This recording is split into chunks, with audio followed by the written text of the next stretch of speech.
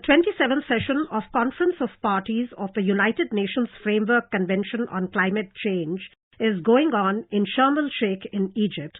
2 weeks of hectic parleys and negotiations between representatives from countries across the world have taken place on how best to tackle crises and threats arising due to climate change and how to mitigate risks and adapt with the changing times.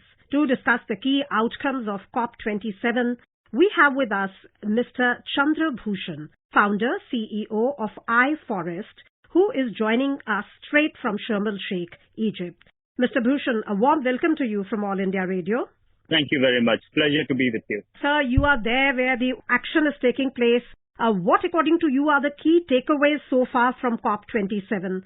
Our Environment Minister, Shri Bhupendra Yadav, had said COP27 will be a COP of implementation. How far have those expectations been met? Well, so far, this COP, like previous COP, is mired between, difference of opinion between developing countries. There are a number of unresolved issues that needs to be completed today, but most probably it will not. The COP is likely to be extended for a day or two. But my hope is that some of the critical issues like loss and damage, a separate fund for loss and damage that is being demanded by developing countries will be agreed at the COP. If not, then this COP will be considered a big failure. Similarly, the issue of phasing down of all fossil fuels, which India is proposing, should be there in the final text because so far the focus has been on phasing down of coal, which is a major source of energy for countries like India. But many countries who are dependent on oil and gas are reluctant to discuss the reduction and ultimately phasing down of oil and gas consumption as well. But we all know that we cannot solve the climate crisis without phasing down all fossil fuels, coal, oil and gas. So that's the second issue. If the world does not agree on phasing down all fossil fuels, then you can understand that the fundamental premise of climate change is to reduce emission from fossil fuels. If you cannot agree on that, then again, that would be a big letdown from COP27.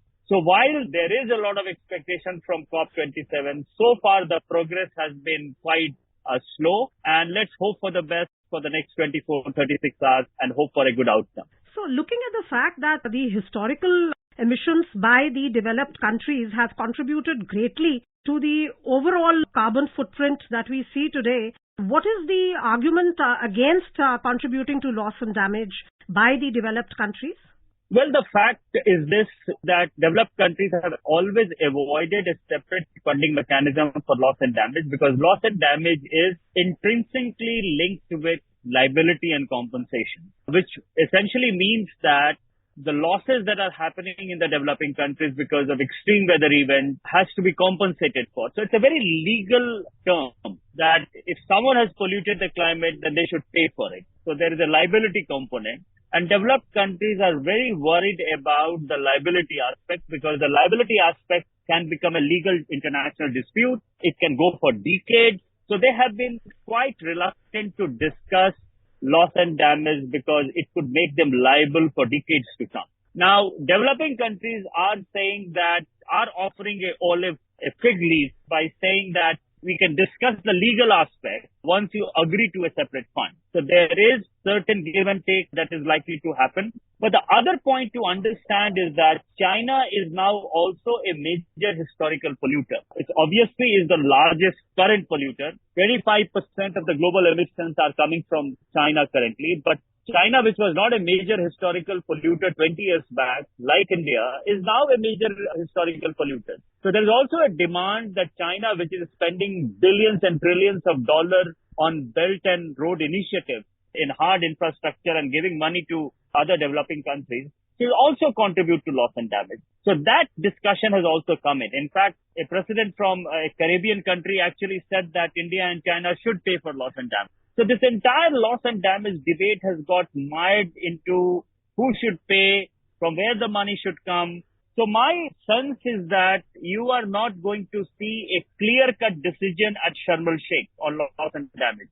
At most, you will get a decision to continue discussing this for another 1 or 2 years. So this is the first time that loss and damage has actually been included on the agenda. If we talk of adaptation and mitigation, In this direction, what is the stance of the developed countries? We keep talking about this concept of just transition so that the developing countries get a fair chance at growth and development, which in fact the developed countries, when they were going through that stage, they did not have any such considerations hindering them. So what is their stance regarding this? I think there has been very positive progress on just transition because there is a clear understanding that without having a fair and just transition, developing countries will not be able to reduce their fossil fuel dependence. So before COP, as you know, the G7 countries signed two agreements with Indonesia and South Africa. They are giving financial support in tune of $20 billion to Indonesia for just energy transition partnership. They have given about $8.5 billion in jet-free partnership to South Africa. But right now, the details are not there. But my sense is that developing countries will require far more resources than what is being offered to them on just transition. The good news is that at COP, there is a decision to develop a 2-year work plan on just transition at UNFCCC. That more or less has been agreed. It means that just transition is now part of a formal negotiating process at UNFCCC. Mr. Bhushan, India has followed up its bold move last year at COP26 of pledging to a carbon emission reduction calendar by releasing this year at COP27 its long-term low-emission development strategy, thereby committing to a pragmatic and practical roadmap of how to achieve its carbon mitigation targets. Laudable and inspiring move from a developing country like India? No, absolutely. In fact, I would say that considering some of the controversies that happened at Glasgow last year, India has been very proactive. In fact, it has batted from the front foot. It released its long-term plan, which is quite comprehensive. It's being appreciated at many quarters. Similarly, India's call to phase down all fossil fuel has received wide support. India has been an active voice for setting up of loss and damage fund. So overall, India has ticked all the right boxes at Sharm el-Sheikh, quite a significant improvement from how we were at the back foot at Glasgow. And what is the situation regarding the other countries, other developing countries and the developed countries as regards giving such, concrete commitments?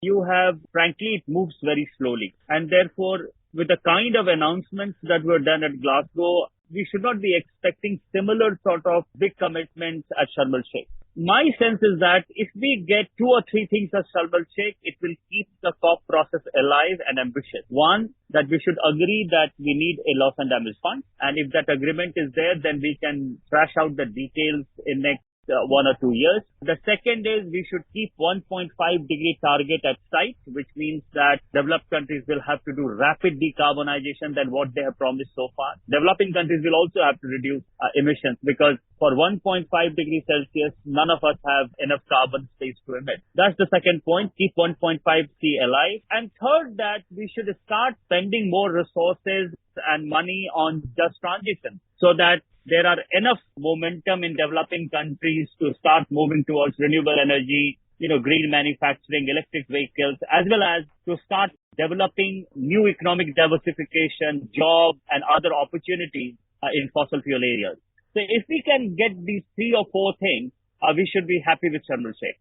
So you feel that in the renewable energy development and adoption, this area also, India has made a mark with it. The idea of International Solar Alliance was given by India. We have the headquarters of ISA in India. And how do you see the whole renewable energy ecosystem developing from the point of view of India? Well, the growth of renewable energy is highly appreciated. In fact, yesterday I had a meeting with South African key negotiator and he was amazed with the progress we have made on renewable energy. Many developing countries, in fact, I would say that most developing countries are looking to India as an inspiration to grow their renewable energy sector. So, and we should frankly be proud of what we have achieved. We can do a lot more, of course, but our achievement is being recognized. The International Solar Alliance is being recognized. So we have done very well and that is getting recognition at the international level. So do you feel that you spoke about the prime target of restricting the increase in temperatures to 1.5 degrees Celsius as per the Paris Agreement? You feel that absolutely crucial for that is that the carbon budget, the global carbon budget is adhered to very strictly and the allocations are made? Well, carbon budget debate is a theoretical debate. I don't think countries are ever going to agree to proportioning the carbon budget within themselves. That's not going to happen. I think we have to be practical about it. There isn't much carbon budget left for 1.5 degrees Celsius. I think it's only about 10 years of emissions. So our carbon budget is going to run out by 2030, 2035. And the history of UN Convention on Climate Change is that formulas never work. So I am not sure that countries are going to agree to divide the carbon budget. That's not going to happen. And therefore, we have to be pragmatic in terms of looking at how do we go beyond carbon budget and make sure that, emissions everywhere is minimized. That should be the approach. Otherwise, carbon budget debate is about scoring political points, and that's not very helpful. So this idea which you are saying that emissions from every source, they have to be controlled, that should be the approach. It's like, it's a global crisis. This is not one country's crisis. So you feel the concepts like lifestyle for environment, they will have a great resonance across the world?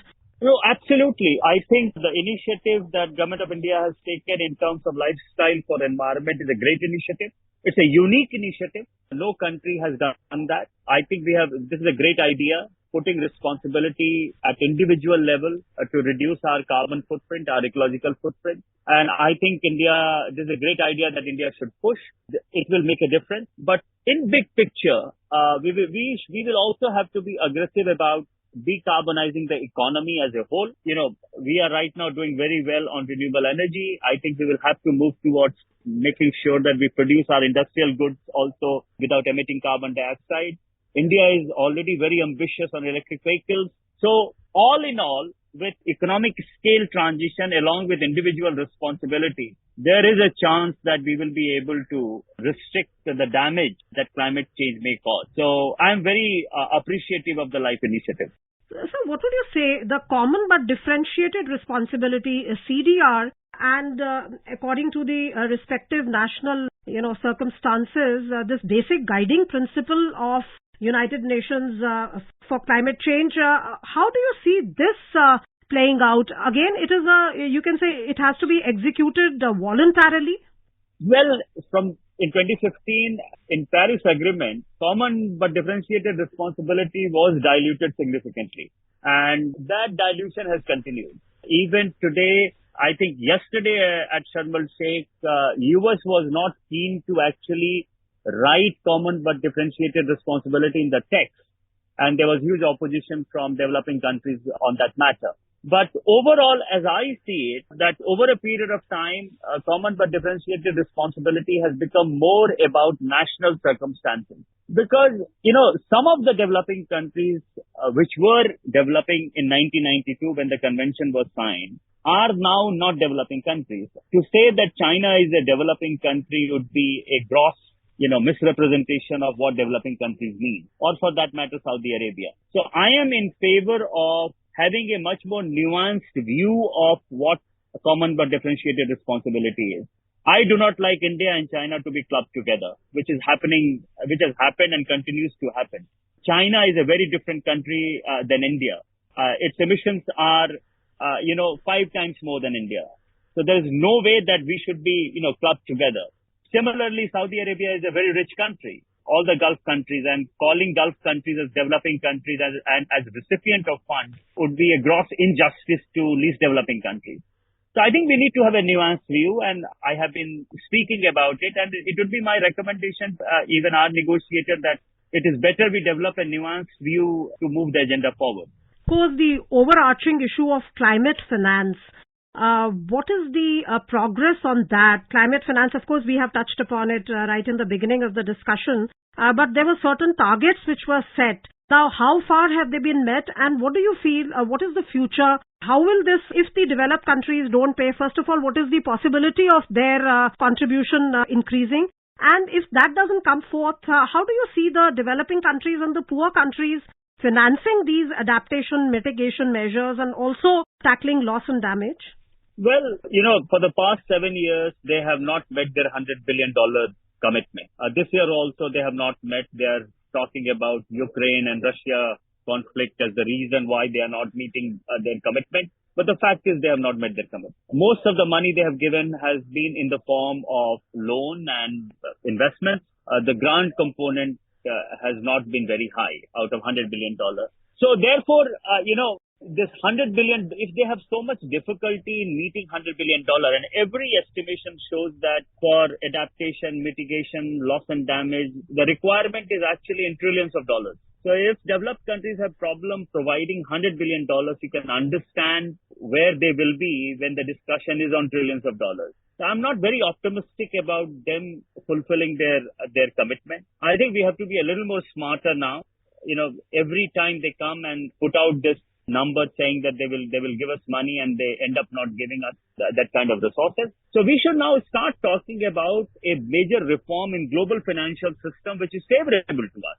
Right now, the cost of capital in countries like India is very high, whereas in the US and Europe, you can get capital at interest rate of 3 to 5%. In India, the minimum interest rate is 12%, which in many ways, puts us on the back foot as far as investment in green economy is concerned.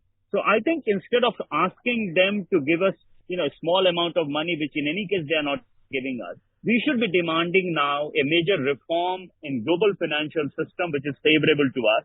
India is even better right now. If you look at the interest rate in Africa, it could be 15 to 20%. It is almost impossible for African countries to actually invest in renewable energy.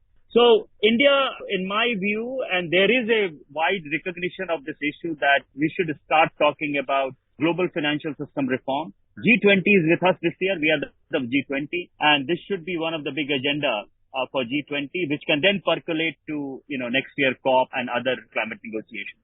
Mr. Bhushan, thank you so much for joining us on All India Radio and throwing light on various crucial aspects of the ongoing COP27, the key takeaways and the road ahead. And of course, we will hope that the negotiations bring fruit and the cover document which comes out has favorable results. Thank you very much. My pleasure.